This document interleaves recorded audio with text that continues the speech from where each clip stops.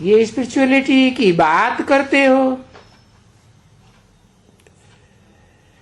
परंतु spiritual children का father एक दफा आते हैं इस सृष्टि रूपी रंगमंच पर।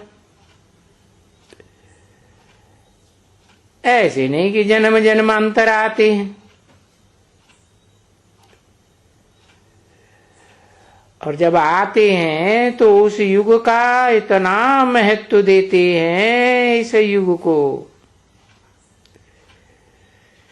जिसको कल्याणकारी युग कहा जाता है। और युगों को कल्याणकारी क्यों नहीं कहते, पता है क्या? ऊपर है इसलिए, ऊपर वाला आता है इसलिए। और युगों को कल्याणकारी इसलिए नहीं कहते हैं कि और युगों में नीचे उतरना होता है, और संगम युग में ऊपर चढ़ना होता है, इसलिए कल्याणकारी। क्योंकि सदा कल्याणकारी बाप सदा शिव है ना, शिव माने कल्याणकारी।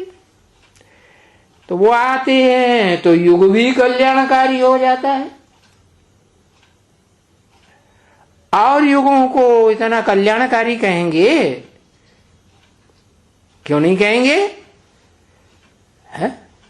क्योंकि सब युगों में आत्माएं नीचे उतरती जाती है, सुख की ओर से दुख की ओर। सुख घटता जाता है या तो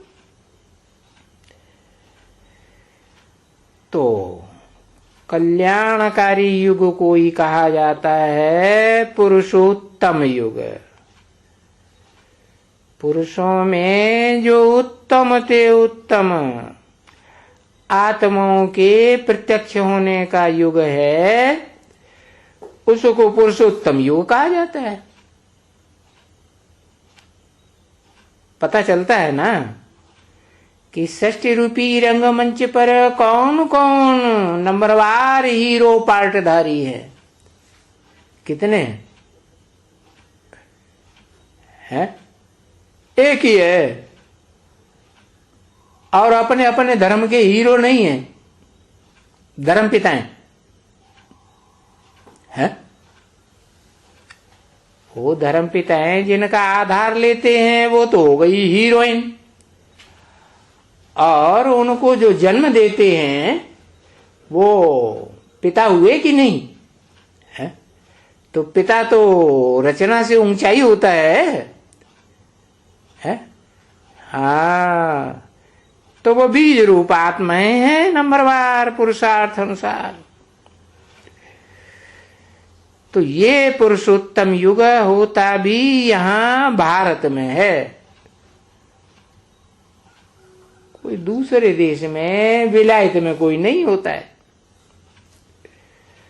और कोई भी जगह में नहीं गाया जाता है। पुरुषोत्तम संगम युग यहां ही गाया जाता है।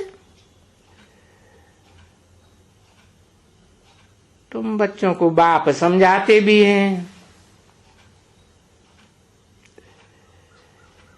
ये पुरुषोत्तम युग क्या है, कब होता है, कैसे होता है? क्योंकि इस युग में ही पुरुषों को उत्तम ते उत्तम बनाना है। अभी तो कनिष्ठ हो, नीच हो। क्यों? क्योंकि युगों को भी तो उत्तम मध्यम कनिष्ठ कहा जाता है ना। तो ये उत्तम मध्यम कनिष्ठ की बात समझते हो, ये अक्षरों को समझते हो ना।